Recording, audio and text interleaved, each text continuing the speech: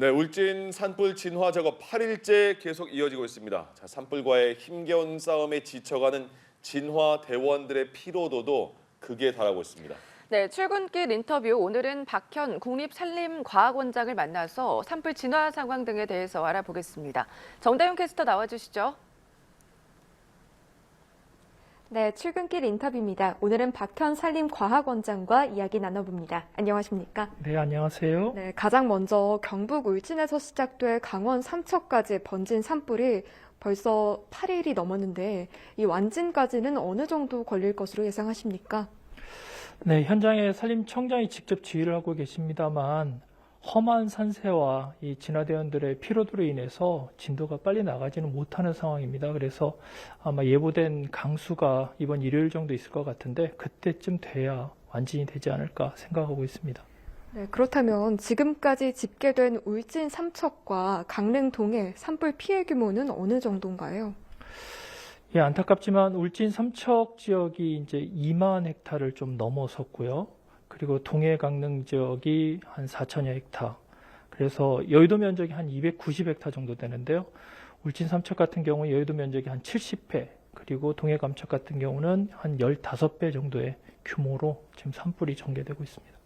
네, 또 지금까지 전국 산불 피해 규모는 약 2000년대 역대 최대 규모였던 동해안 산불 피해에 근접했다고 하는데 역대 최악의 산불이 될 거란 전망도 나오고 있거든요.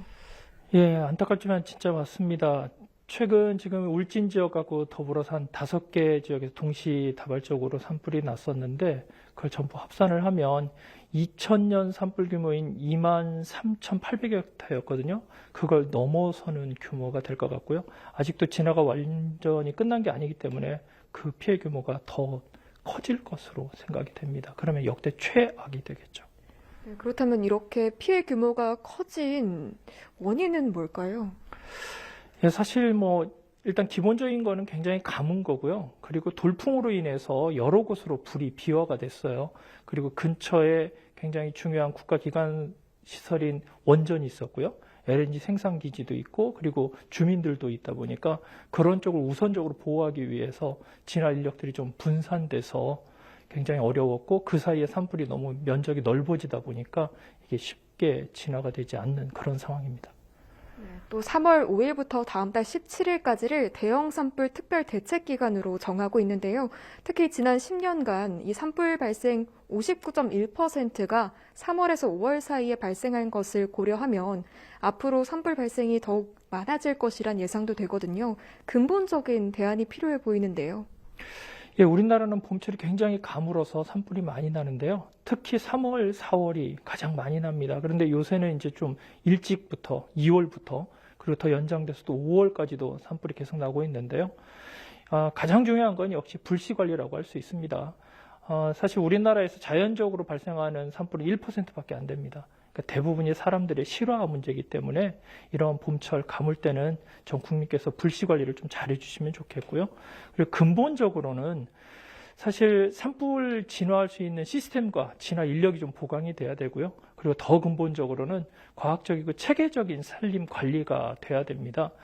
산불이 나면 이제 연료가 너무 많아서 대형 산불로 가는 건데 그럼 연료량을 줄이기 위해서 미리 숲을 좀 가꿔준다든가 접근할 수 있도록 도로를 좀 잘 다듬어주는 그런 일들을 좀 해야 되고요. 사실 민둥산이고 이럴 때는 홍수나 산사태 걱정을 했지만 실제로 숲이 이제 좋아졌다라고 생각하는데 가만 놔두고 방치하면 이런 대형 산불이 날 수 있기 때문에 항상 적정한 수준으로 잘 다듬어주는 것이 중요하다고 할 수 있습니다. 네, 오늘 말씀 잘 들었습니다. 네, 감사합니다. 네, 지금까지 출근길 인터뷰였습니다.